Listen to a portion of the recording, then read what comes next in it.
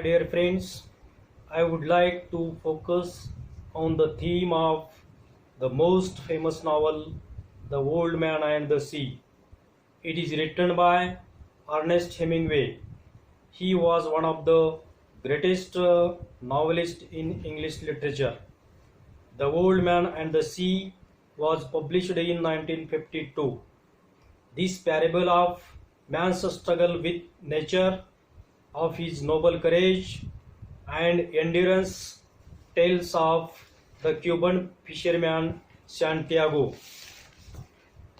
The, the story centers around an old fisherman named Santiago who catches a great marlin fish which is all eaten up by sharks as he hauls it to harbor lashed alongside his boat. The story illustrates the triumph of man in spite of apparent defeat and destruction. We are plunged immediately into the story, meeting the old man, Santiago, who had just come from another unsuccessful fishing expedition in the Gulf Stream. He has by now made 84 trips without catching a fish. Consequent upon his continued failures, his companion, a boy Manolin, whom the old man has taught to fish, has been sent by his parents against the boy's wish and will to another boat after the old man had returned empty-handed for 40 successive days. The old man, his skin burned brown by exposure to the sun, his hands scarred from handling the fishing lines, has had to carry on alone for the rest of the time. But the old man is still cheerful and unbeaten. Despite the disparity between their ages, the humble old man is quite content to accept a glass of beer from Manolin on the terrace, where many of the other fishermen had assembled to pass funny remarks. But the old man is not annoyed or angered by being ridiculed by them. He is quite content to accept from the boy gifts of bait vital for his fishing business. He plans a fishing trip far on into the Gulf Stream for the marrow.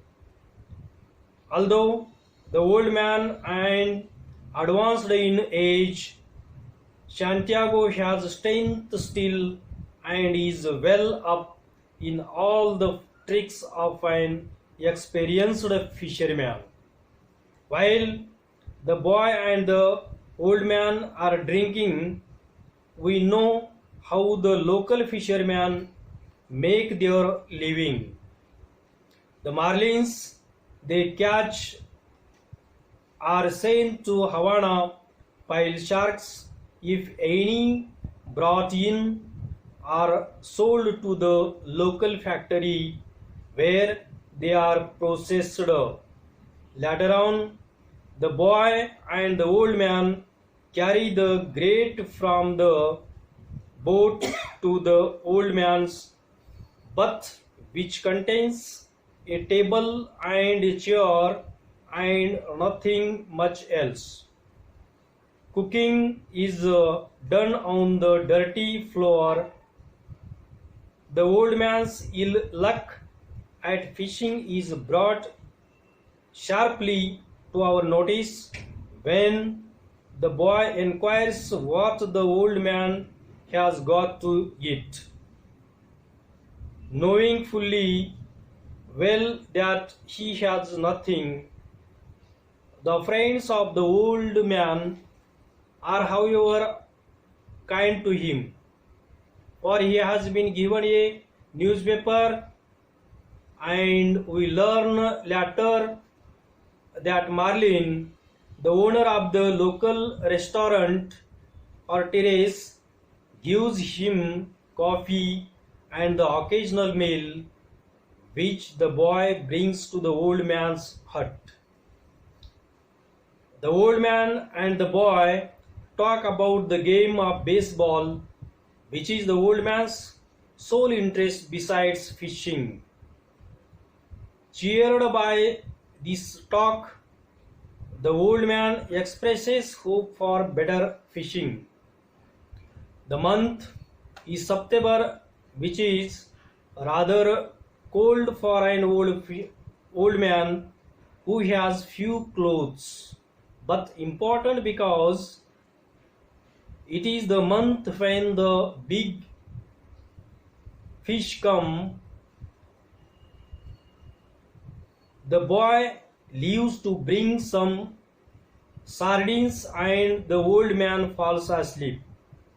Later, he is woken up by the boy who has brought him supper which has been donated by the kindly owner of the aforesaid owner of the restaurant terrace.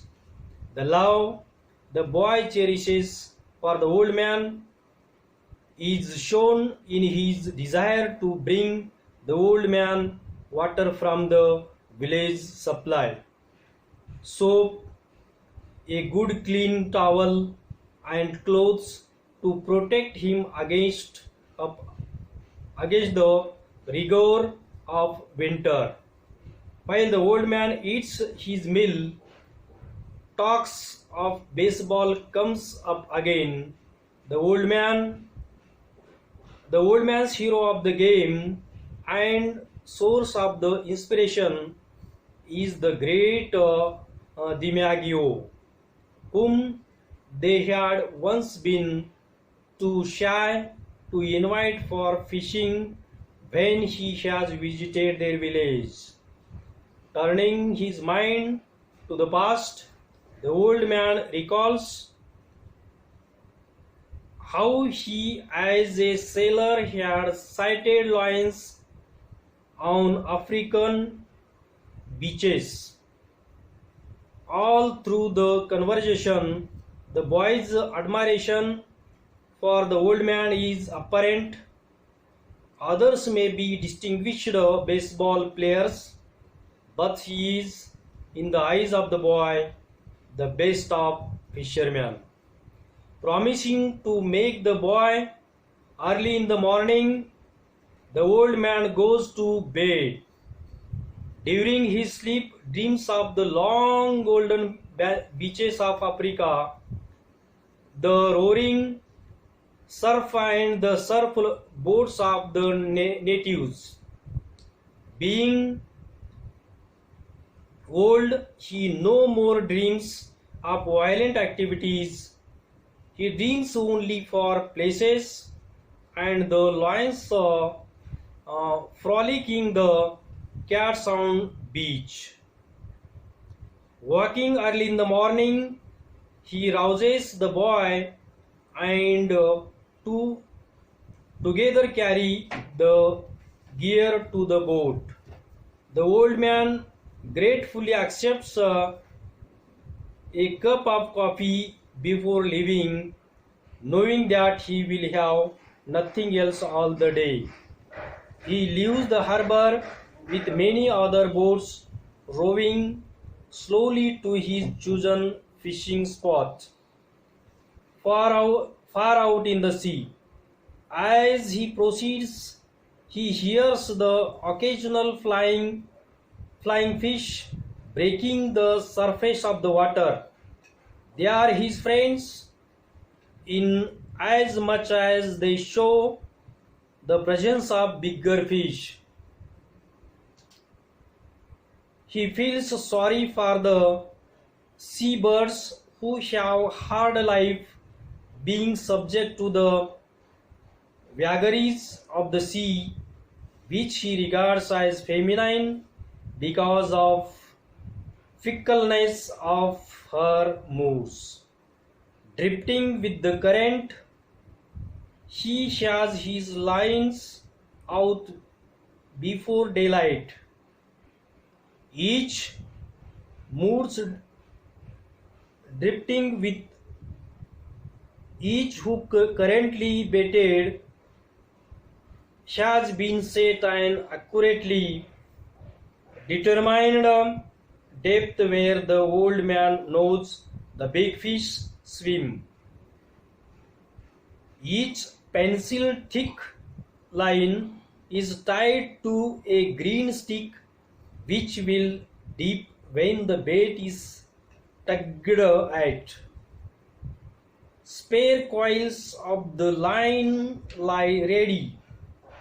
The old man rows steadily to keep the line straight up and down.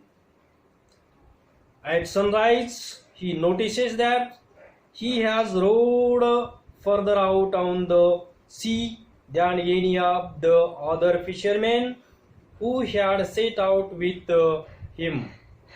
His eyes are still good, notwithstanding years of exposure to the glare of the sun, and he watches his lines carefully and well, awaiting turn for the better in his luck.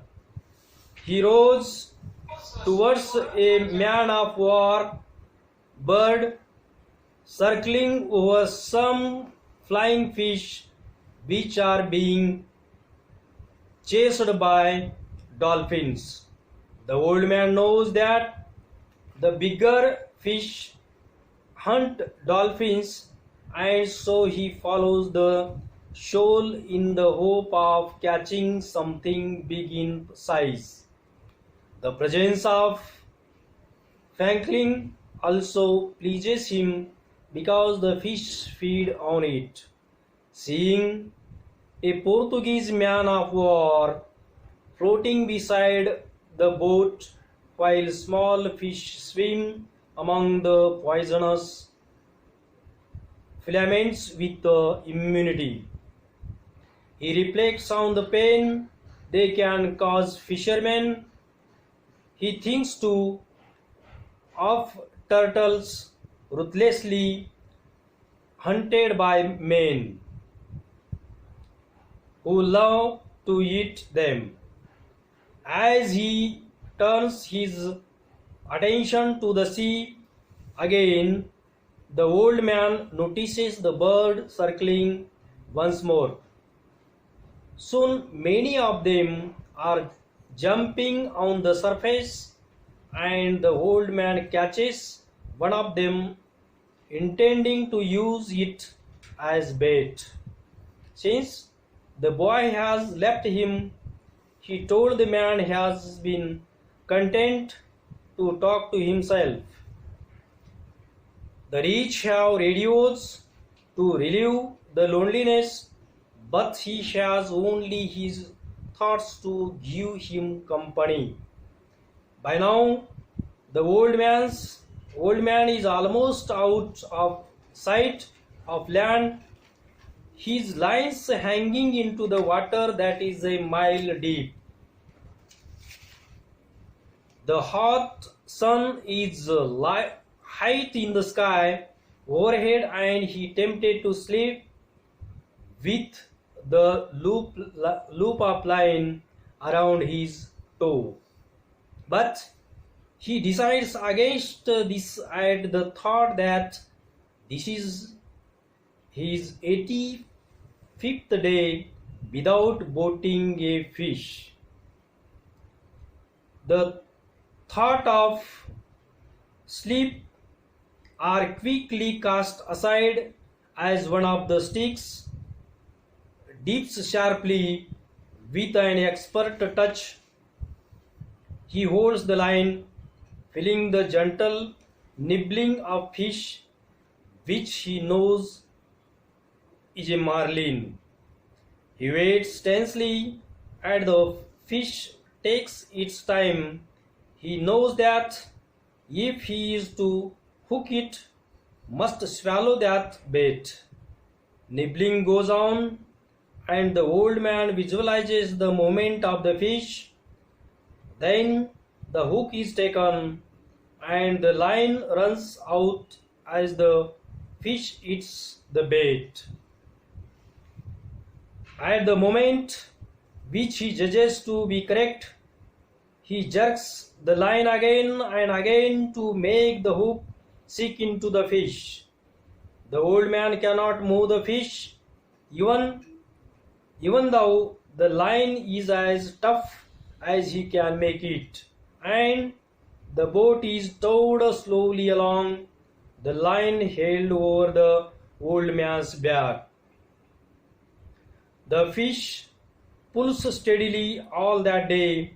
The old man manages to work a shack under the tall line, finding a way of sitting that he can regard as almost comfortable, although it is only a degree less uncomfortable than before.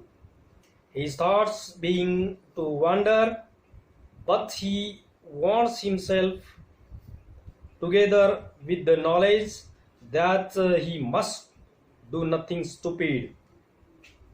He knows that he must eat, no matter how little he wants to. He wishes that he had the boy with him at that juncture. In this loneliness, he pities the fish that he has hooked. He muses about his strange fish, wondering whether it has any plans or is just as desperate as he is. That's all. Thank you.